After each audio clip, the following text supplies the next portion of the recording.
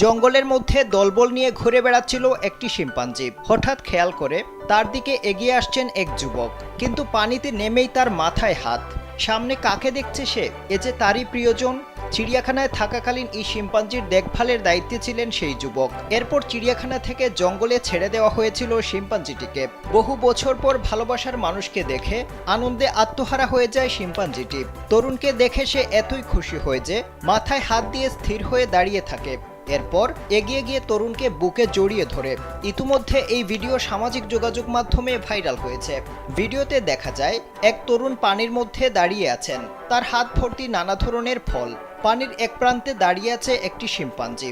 তরুণকে দেখে মাথার উপর দুহাত জড়ো করে অবাক হয়ে কিছুক্ষণ দাঁড়িয়ে থাকে সে।